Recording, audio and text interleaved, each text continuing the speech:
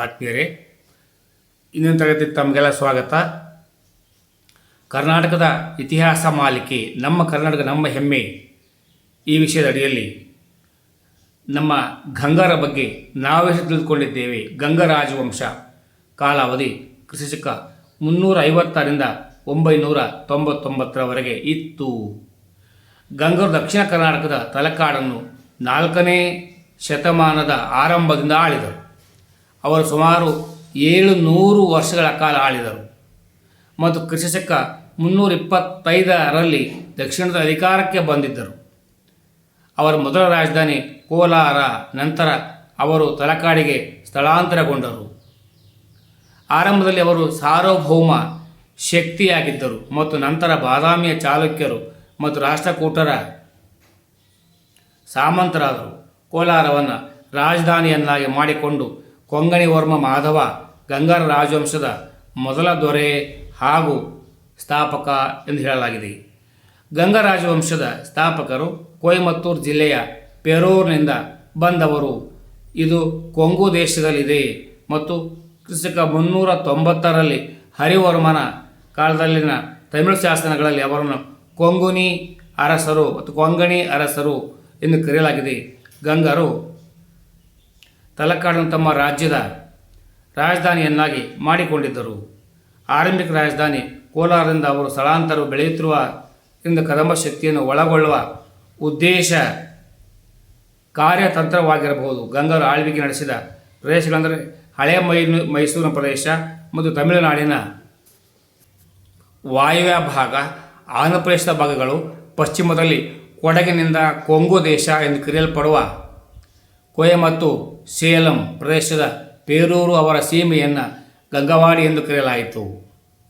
ಅವರ ಸಾಮ್ರಾಜ್ಯವು ಕರ್ನಾಟಕ ರಾಜ್ಯದಲ್ಲಿ ತುಮಕೂರು, ಬೆಂಗಳೂರು, ಕೊಡಗು, ಶಿವಮೊಗ್ಗ, ಚಿತ್ರದುರ್ಗ, ಬಳ್ಳಾರಿ, ಹಾಸನ, ದಾವಣಗೆರೆ, ಮಂಡ್ಯ, ಮೈಸೂರು ಜಿಲ್ಲೆಗಳನ್ನು ಒಳಗೊಂಡಿತ್ತು.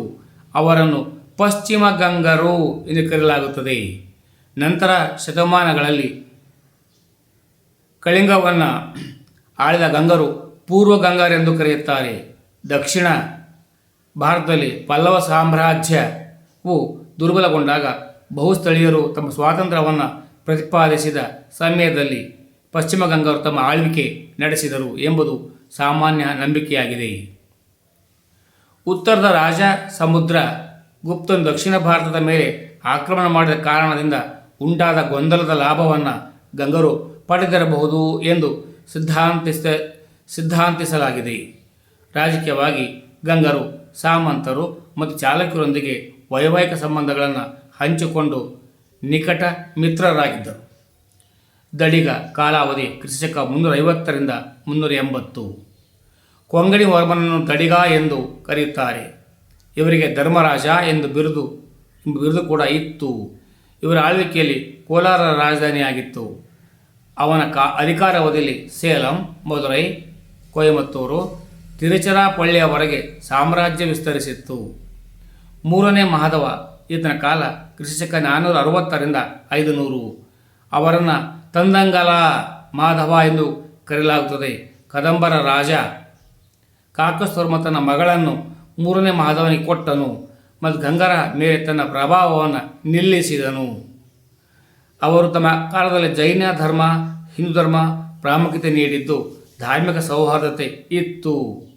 ಅವನೀತ ಕಾಲಾವಧಿ 500ರಿಂದ 540. ಅವನೀತ 3ನೇ ಮಾಧವನ ಮಗ. ಇವನ ಕಾಲದಲ್ಲಿ ಸಾಮಂತರು ಸ್ವತಂತ್ರರಾದರು. ಅವನು ವಯಸ್ಕನಾದ ನಂತರ ಅವನು ಅಂತಹ ಎಲ್ಲ ಸಾಮಂತರನ್ನು ವಶಪಡಿಸಿಕೊಂಡನು. ಅವರ ರಾಜ್ಯಗಳನ್ನು ಆಕ್ರಮಿಸಿ ಗಂಗರ ಪ್ರತಿಷ್ಠೆಯನ್ನು ಪುನಃಸ್ಥಾಪಿಸಿದನು. ವಿಜಯಕೀರ್ತಿ ಎಂಬ ಜೈನ ಮುನಿ ಇವನ ಗುರುವಾಗಿದ್ದರು. ಶಾಸನಗಳು ಅವನನ್ನು ಹರಚರಣಾರವಿಂದ ಪ್ರಣಿಪಾತ ಎಂದು ವರ್ಣಿಸುತ್ತದೆ. ಅವನೀತ ಪುನ್ನಾಟದ ಸ್ಕಂದ ವರ್ಮನ ಮಗಳು ಜ್ಯೇಷ್ಠಾದೇವಿಯನ್ನು ಮದುವೆಯಾಗಿದ್ದನು. ದುರ್ವನೀತ ಇದರ ಕಾಲ ಕ್ರಿಸ್ತಕ 555ರಿಂದ 605. ದುರ್ವನೀತ ಅವನೀತ ಅವರ ಹಿರಿಯ ಮಗ.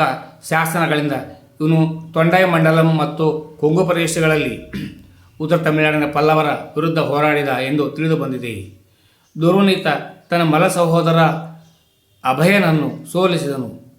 ಭುಜವಿಕ್ರಮ ಪಲ್ಲವ, ತ್ರಿಲೋಚನ ಮತ್ತು ಕೋಯಮತ್ತೂರು, ಸೇಲಂ, ಚೆಂಗಲ್ಪೇಟೆ ಜಿಲ್ಲೆಗಳನ್ನು ಒಳಗೊಂಡಂತೆ ಅಂಧಾರಿ, ಆಲತ್ತೂರು, ಪುರಲಾರೆ, ಪೆರ್ನರ್ಗರ ಆಕ್ರಮಿಸಿದನು.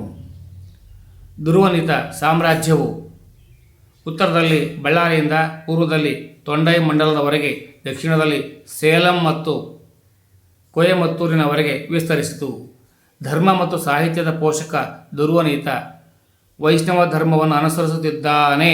ಇವರು ಹಿರಣ್ಯ ಗರ್ಭಯಾಗವನ್ನು ಆಚರಿಸಿದರು. ಅವರು ಪೈಶಾಚಿ ಭಾಷೆಯಿಂದ ಗುಣಾಢ್ಯ ಒಡ್ಡ ಕಥೆಯನ್ನು ಸಂಸ್ಕೃತಕ್ಕೆ ಅನುವಾದಿಸಿದ್ದಾನೆ. ದುರ್ವನೀತನ ಗುರು ಪೂಜ್ಯಪಾದ ಅಂದರೆ ದೇವನಂದಿ ಜಿನೇಂದ್ರ ಶಬ್ದಾವತಾರ ವ್ಯಾಕರಣವನ್ನು ಬರೆದಿದ್ದಾನೆ. ದುರ್ವನೀತನು ಶಬ್ದಾವತಾರಕ್ಕೆ ವ್ಯಾಖ್ಯಾನವನ್ನು ಬರೆದಿದ್ದಾನೆ. ಅವನು ಹೆಬ್ಬಾಟೆ, ಮಲ್ಲೋಹಳ್ಳಿ, ಗುಬ್ಬಿರೆಡ್ಡಿಪುರ, ಪುತ್ತಿನೂರುಗಳ ಶಾಸನಗಳನ್ನು ಹೊರಡಿಸಿದ್ದಾನೆ. ಧನ್ಯವಾದಗಳು. ನಿಮಗೆ ಸೇವ್ ಮಾಡಿ ಇಟ್ಕೊಳ್ಳಿ, ಅಭ್ಯಾಸಕ್ಕೆ ನೆರವಾಗ್ತದೆ. ಸರ್ವೇ ಜನೋ ಸುಖಿನೋ ಭವಂತು. ಜೈ ಹಿಂದ್, ಜೈ ಕರ್ನಾಟಕ, ಜೈ ಭಾರತ್ ಮಾತೆ. ಇದರ ಮುಂದಿನ ವಿಷಯನ ಮುಂದಿನ ಸಂಚಿಕೆ ತರಲಿದ್ದೇನೆ. ಎಲ್ಲರಿಗೂ ಶುಭವಾಗಲಿ.